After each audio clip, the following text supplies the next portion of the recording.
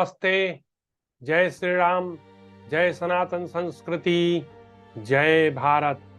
मित्रों, आप सभी लोगों का मेरे चैनल राष्ट्रवादी सनातन भारत में एक बार पुनः फिर से स्वागत है। आप मेरे चैनल को सब्सक्राइब कीजिए, लाइक कीजिए, फॉरवर्ड कीजिए, कमेंट कीजिए, स्वागत है। और बेल वाला आइकन दबा दीजिए ताकि नोटिफिकेशन आप तक पहुंच जाए और आपको सूचना मिल जाए मेरे नए वीडियो का। तो आज हम लोग महाभारत, भारत का गौरवशाली इतिहास, भीष्म पर्व के अंतर्गत अध्याय 80 पर पहुंच गए हैं और आज का टॉपिक है भीष्म द्वारा दुर्योधन को आश्वासन तथा 7वें दिन के युद्ध के लिए कौरव सेना का प्रस्थान। 6 दिन का युद्ध समाप्त हो गया और हम लोगों ने देखा कि दुर्योधन को 6ठे दिन के युद्ध में भीम जी ने बड़ी बुरी तरह से पराजित किया, उसकी दुर्दशा कर दी, उसके पताका को काट दिया, उसके धनुष को काट दिया, उसके रथ सारथी सबको मार दिया, उसको लहूलुहान कर दिया। अंत में कृपाचार्य जो है बैकअप प्लान में दुर्योधन के आए और दुर्योधन को अपने रथ पर बिठाकर और उसको रण क्षेत्र से वापस ले गए। जबकि भीम ने कहा था कि दुर्योधन, यदि तू आज रण क्षेत्र से भागा नहीं तो अवश्य तेरा यह अंतिम दिन होगा, 6ठे दिन के महाभारत का युद्ध का। लेकिन कृपाचार्य ने जो है दुर्योधन की प्राणों की रक्षा की, वो उसको बचा के ले गए। तो आज हम लोग देखेंगे कि दुर्योधन जो है मूर्छा से जब जगा तो वह किस तरह के विचारों से गुजर रहा था और वह भी अपने प्रतिद्वंद्वी भीम के द्वारा पराजित हुआ था। इसलिए यह बात दुर्योधन के गले उतर नहीं रही थी कि भीम ने उसे कैसे पराजित कर दिया और प्रथम बार वह भीम से पराजित हुआ। तो यह बात उसके गले उतर नहीं रही थी। वह शोक से विलाप कर रहा था और संभवतः भीष्म पितामह जो उस परिवार के वरिष्ठ जन हैं, वे दुर्योधन को सांत्वना दे रहे हैं, उसे समझा रहे हैं कि दुर्योधन चिंता मत करो, अभी युद्ध करो, अभी हमारे सब सैनिक महारथी सब जीवित हैं, हम लोग युद्ध जीतेंगे। तो कथा प्रारंभ करने से पहले आइए हम लोग संक्षेप में प्रार्थना कर लें। नारायणं नमस्कृतं नरं चैव नरोत्तमं देवी सरस्वती व्यासं ततो जयो मुदीरयेत्। अज्ञानतिमिरन्धस्य ज्ञानाञ्जनशलाकया चक्षुर्मिलितं येन तस्मै श्री गुरुवे नमः। गुरुर्ब्रह्मा गुरुर्विष्णु गुरुर्देवो महेश्वरः गुरुर्साक्षात् परब्रह्म तस्मै श्री गुरुवे नमः। वासुदेव सुतं देवं कंसचाणूरमर्दनं देवकी परमानंदं कृष्णं वंदे जगद्गुरु। नीलाम्बुज श्यामल कोमलांगम सीता समारोह पितबाम भागम पानौ महासाय रघुचारु चापम नमामि रामम रघुवंशनाथम। तो आइए हम लोग देर न करते हुए आज भीष्म पर्व के अंतर्गत भीष्म द्वारा दुर्योधन को आश्वासन तथा 7वें दिन के युद्ध के लिए कौरव सेना का प्रस्थान। अब 7वां दिन का युद्ध प्रारंभ होने वाला है। यह बात हमें याद रखनी चाहिए क्योंकि 6 दिनों का मतलब 18 दिन लड़ा गया था, उसमें से 1/3 निकल गया। अब बचा है और 12 दिन का लड़ाई और इस 12 दिन के लड़ाई में देखना है कि कौन किस पर हावी होता है, कौन किसको मारता है। और अंत तो सबको पता है कि धर्म की स्थापना होगी, पांडवों की विजय होगी। लेकिन युद्ध के बाद क्या क्या घटनाएं हुई वह भी जानना बहुत महत्वपूर्ण है। तो चलिए हम लोग शुरू करते हैं। जैसा कि हर बार की तरह संजय उवाच, Sanjay is doing live telecast from the battlefield of Kurukshetra, and today he is also doing the same thing to Dhritarashtra, because Dhritarashtra is blind. He is not only blind from his physical eyes, he is also blind from his intelligence and mind. क्योंकि वह पुत्र मोह में इतना अंधा हो गया कि वह सत्य का पक्ष नहीं ले पाया, सत्य के पक्ष में वह अपने आप को सत्य से नहीं जोड़ पाया। तो इसलिए he is blind from his intelligence also, I would say. Now coming to the Sanjay वाचा, संजय कहते हैं महाराज, आपस में एक दूसरे को चोट पहुंचाने वाले वे सभी शूरवीर खून से लथपथ हो अपने शिविर को ही चले गए। यथा योग्य विश्राम करके एक दूसरे की प्रशंसा करते हुए वे लोग पुनः युद्ध करने की इच्छा से तैयार दिखाई देने लगे। राजन, तदनंतर आपके पुत्र दुर्योधन ने, जिसका शरीर बहते हुए रक्त से भीगा हुआ था, चिंतामग्न होकर पितामह भीष्म के पास जाकर इस प्रकार पूछा। अभी दुर्योधन के मन में क्वेरीज है, बहुत सारे प्रश्न हैं जिसका उत्तर वह पाना चाहता है, बट उसकी बुद्धि जो है उसे समझा नहीं पा रही है। इसलिए जब हम भी कंफ्यूज होते हैं, जैसे अर्जुन जो है वह भी कंफ्यूज हो गए, तो उन्हें भी समझाने के लिए भगवान को भगवत गीता बोलना पड़ा। तो संभवतः दुर्योधन की भी वही हालत थी, ही वॉज ऑल्सो कंफ्यूज। तो वह सीधे सबसे अपने वरिष्ठ जो वंश के व्यक्ति हैं, भीष्म पितामह के चरणों में जाके गिर पड़ा और उनसे कुछ प्रश्न किया। क्या प्रश्न किया वह देखते हैं। राजन, तदनंतर आपके पुत्र दुर्योधन ने, जिसका शरीर बहते हुए रक्त से भीगा था, चिंतामग्न होकर भीष्म पितामह के पास जाकर इस प्रकार पूछा। क्या बोला? दादाजी, हमारी सेनाएं अत्यंत भयंकर तथा रौद्र रूप धारण करने वाली हैं। उनकी व्यूह रचना भी बड़े अच्छे ढंग से की जाती है। इन सेनाओं में ध्वजों की संख्या बहुत है, तथापि शूरवीर पांडव महारथी उनमें प्रवेश करके तुरंत हमारे सैनिकों को विदीर्ण करते, मारते और पीड़ा देकर चले जाते हैं। वे युद्ध में सबको मोहित करके अपनी कीर्ति का विस्तार करते हैं। देखिए ना, भीमसेन ने वज्र के समान दुर्भेद्य मकर व्यूह में प्रवेश करके मृत्यु दंड के समान भयंकर बाणों द्वारा मुझे युद्ध स्थल में छत विछत कर दिया। क्योंकि पांडव लोग जो है वह किसके अगेंस्ट लड़ रहे थे? कौरवों के अगेंस्ट। कौरव लोगों ने कौन सा व्यूह रचना किया था? मकर व्यूह। तो राजन, भीमसेन को कुपित देखकर मैं भय से व्याकुल हो उठता हूँ। आज मुझे शांति नहीं मिल रही। सत्य प्रतिज्ञ पितामह, मैं आपकी कृपा से पांडवों को मारना और उन पर विजय पाना चाहता हूँ।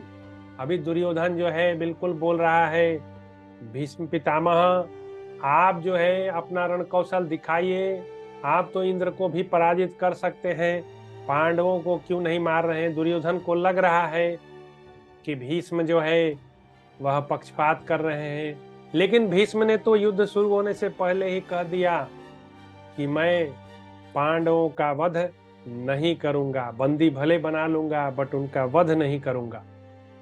दुर्योधन के ऐसा कहने पर उसे क्रोध में भरा हुआ जानकर शस्त्रधारियों में श्रेष्ठा मनस्वी महात्मा गंगानंदन भीष्म ने जोर जोर से हंसते हुए प्रसन्न मन से उसे उत्तर देकर इस प्रकार कहा। भीष्म पहले हंसे, भर पेट हंसे, और फिर जो है दुर्योधन के प्रश्नों का उत्तर दिया। देखिए, ध्यान दीजिएगा, ये बड़ा इंपॉर्टेंट उत्तर होगा, क्योंकि भीष्म जो है शब्दों के मामले में तो बड़े कृपण हैं। वे बड़े नाप तौल कर जो है शब्दों का जो है प्रयोग करते हैं। तो देखिए क्या सधी हुई भाषा बोलते हैं। राजकुमार दुर्योधन, मैं अपनी पूरी शक्ति लगाकर महान प्रयत्न के साथ पांडवों की सेना में प्रवेश करके तुम्हें विजय और सुख देना चाहता हूं। तुम्हारे लिए अपने आप को छिपाकर नहीं रखता हूं। जो समर भूमि में पांडवों के सहायक हुए हैं, उनमें बहुत से ये महारथी वीर अत्यंत भयंकर, परम शौर्य संपन्न, शस्त्र विद्या के विद्वान तथा यशस्वी हैं। इन्होंने थकावट को जीत लिया है और ये हम लोगों पर रोष रूपी विष उगल रहे हैं। ये बल पराक्रम में प्रचंड और तुम्हारे साथ बैर बांधे हुए हैं। इन्हें सहसा पराजित नहीं किया जा सकता। राजन, मैं संपूर्ण शरीर से अपने प्राणों की परवाह छोड़कर पांडवों की सेना के साथ युद्ध करूंगा। दुर्योधन, मैं तुम्हें बार बार जो है यह विश्वास दिला रहा हूं कि मैं भीष्म तुम्हारे तरफ से ही लड़ रहा हूं और लड़ता रहूंगा, अंतिम समय तक लड़ूंगा। लेकिन तुम एक मजबूरी समझो कि मैंने प्रण ले लिया है, पांडवों को मैं मारूंगा नहीं, उससे मैं पीछे नहीं हट सकता, लेकिन युद्ध करूंगा। महानुभाव, तुम्हारे कार्यों की सिद्धि के लिए अब युद्ध में मुझे अपने जीवन की रक्षा भी अत्यंत आवश्यक नहीं जान पड़ती। मैं तुम्हारे मनोरथ की सिद्धि के लिए देवताओं सहित समस्त भयंकर दैत्यों को भी दग्ध कर सकता हूँ।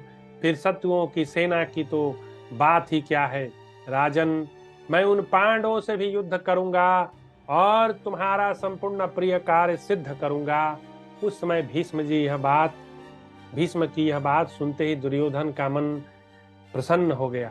दुर्योधन जो है वह तो डूबता हुआ सूरज था और भीम की मार खाकर ऐसे भी बहुत निराश था, लेकिन जब भीष्म के ओज पूर्ण शब्दों को सुना तो वह मन से जो है खूब प्रसन्न हो गया।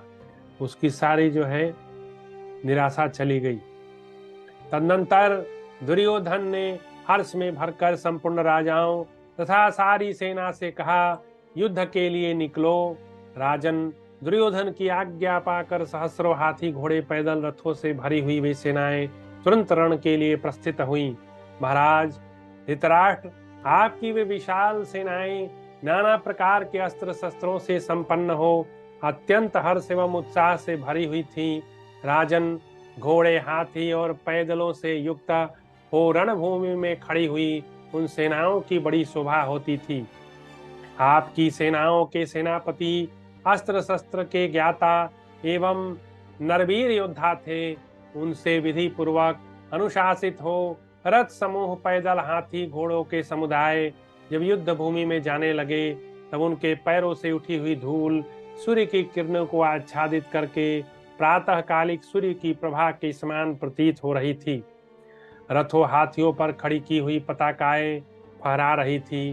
राजन, जैसे आकाश में बादल के साथ बिजलियां चमक रही हो, उसी प्रकार उस सम्रांगण में चारों ओर अनेक रंगों के दंतार हाथी झुंड के झुंड खड़े शोभा पा रहे थे। उनका संचालन सुंदर ढंग से हो रहा था, जैसे आदि युग में देवताओं और दैत्यों के समूह द्वारा समुद्र के मथे जाते समय अत्यंत घोर शब्द होता था। उसी प्रकार उस समय युद्ध स्थल में अपने धनुषों की टंकार करने वाले राजाओं का भयानक तुमुल शब्द प्रकट हो रहा था। महाराज, आपके पुत्रों की वह सेना भयंकर गजराजों से भरी थी। वह अनेक रूप से रंगों की दिखाई देती थी। उसका वेग बढ़ता ही जा रहा था। वह उस समय प्रलय काल के मेघ समुदाय की भांति शत्रु सेना का संहार करने में समर्थ थी। इस प्रकार श्री महाभारत भीष्म पर्व के अंतर्गत भीष्म वध पर्व में भीष्म दुर्योधन संवाद विषयक 80वां अध्याय पूरा हुआ। तो इसका जो अगला अध्याय है 7वें दिन के युद्ध में कौरव पांडव सेनाओं का मंडल और वज्र व्यूह बनाकर भीषण संघर्ष। अब 2 और व्यूह रचा जाने वाला है 7वें दिन। मंडल व्यूह और वज्रव्यूह। अब यहाँ पर दो नए व्यू के बारे में हम लोग को पता चलेगा। अब तक हमने बहुत सारे व्यू देखे, क्रॉच व्यू देखा, मकर व्यू देखा, फिर बाज पक्षी का व्यू देखा। तो 3-4 तरह के व्यू हमने देख लिए, लेकिन अभी यह मंडल व्यू और वज्र व्यू, अब यह नया प्रयोग होने वाला है 7वें दिन, और देखा जाए कि 7वें दिन में कौन कौन सी मुख्य घटनाएं घटती हैं। तो आज के एपिसोड में हमने देखा कि दुर्योधन जो है बड़ा निराश है और निराशा के गर्त में डूबा हुआ है। भीम जी उसको इतना मार दिए कि वह मूर्छा होके गिर गया और उसको कृपाचार्य को जो है बचा के ले जाना पड़ा। यह सब दुर्योधन भूला नहीं था, और वह भी किसके हाथों पराजित हुआ? भीम के हाथों पराजित हुआ। यह तो उसके गले की फांस बन गई, वह उसके गले से नहीं उतर रही थी। वह निराशा में डूबा हुआ। जब उसे मूर्छा जब टूटी तो वह भीष्म के पास आकर उनसे बोला, भीष्म जी सब कुछ बढ़िया है, हम लोग की सेना में महारथी भी है, सैनिक भी है, सब कुछ वेल फर्निश्ड है, वेल इस्टेब्लिश्ड है, वेल टेक्नोलॉजी बेस्ड हर चीज है हम लोग के पास, फिर भी हम लोग मार खा के हर बार पराजित होते हैं, ऐसा क्यों हो रहा है? तब भीष्म ने उसे कारण बताया और फिर बताया कि दुर्योधन घबराओ मत, अभी युद्ध समाप्त नहीं हुआ है, we are in the middle of the battle and I Bhishma personally promise you I will fight against the Pandavas till my last breath. You don't have to worry, but there is certain thing which I cannot do, and I cannot go against Pandava. I cannot kill them. That is my promise. I have already done to you, Duryodhan. So Duryodhan को भीष्म ने यह बात बता दी। तो मित्रों, आज के इस एपिसोड के बाद हम लोग 7वें दिन के भयंकर मंडल व्यूह और वज्र व्यूह को देखने वाले हैं। तो मैं आप लोगों से विदा लेता हूं, और मेरे चैनल को एक बार फिर से आप लोग सब्सक्राइब कीजिए, लाइक कीजिए, फॉरवर्ड कीजिए। सनातनी भाई लोग को क्या हो गया है समझ नहीं आता। मैं इतना दिन से रोज चिल्ला चिल्ला के बोल रहा हूँ कि मेरे चैनल का नाम है राष्ट्रवादी सनातन भारत। भारत में जब इतना सनातन का धूम मचा है और मेरे चैनल को कोई सब्सक्राइब करने वाला सनातनी भाई नहीं है, तो मैं सनातनी भाई लोग से हाथ जोड़कर प्रार्थना करता हूं। और मैं ये क्यों कर रहा हूं, इसमें मेरा कोई निजी स्वार्थ नहीं है। इसमें मेरा स्वार्थ यही है कि जो सत्य बातें हैं वह प्रत्येक सनातनी भाई तक पहुंचे। जो इतिहास हम लोगों को बताया गया है और जो इतिहास के साथ छेड़छाड़ हुआ है, यही कारण है कि आज भी हमारे कई युवा भटके हुए हैं। उन युवाओं को फिर से सही बात बताकर उन्हें सही रास्ते पर, सही मार्ग पर लाना होगा, तभी राष्ट्र का निर्माण होगा। जिस राष्ट्र का इतिहास गौरवशाली नहीं होता, उस राष्ट्र का निर्माण नहीं किया जा सकता। तो सबसे प्रथम तो हमारे जो युवा हैं वह इस बात को समझें कि हमारा जो महाभारत कालीन या रामायण कालीन जो इतिहास था वह कितना गौरवशाली था। तो उसको जानने की आवश्यकता है, उसको एक एक वर्ड के ऊपर ध्यान देना होगा। सिर्फ मजे के लिए सीरियल और टीवी देख के उससे आपका कोई कल्याण नहीं होने वाला है। आप यथार्थ बात को जानिए, तभी जो है आपके मन में देश के प्रति प्रेम जागेगा और गौरवशाली इतिहास जान जाएंगे आप, तो आप जो है भारत के लिए खड़े हो जाएंगे। कैसे दुर्योधन जो है घिसा पिटा दिख रहा था, बुझा बुझा था, उसको भीष्म ने जगा दिया कि मैं अभी खड़ा हूँ, क्यों घबराते हो दुर्योधन। तो वैसे ही सनातन जो है इतिहास, जब इतिहास हमको सही वस्तु प्रस्तुत कर देगा तो हम सब सनातनी जो है खड़े हो जाएंगे। तो मेरा सभी सनातनी भाइयों से एक बार फिर आग्रह है कि आप मेरे चैनल राष्ट्रवादी सनातन भारत को ज़्यादा से ज़्यादा सब्सक्राइब करें, लाइक करें, फॉरवर्ड करें, और कुछ कमेंट करना चाहे तो वो भी करें, स्वागत है। तो आज के लिए इतना ही। आपका बहुत बहुत धन्यवाद। जय श्री राम, जय सनातन संस्कृति, जय भारत।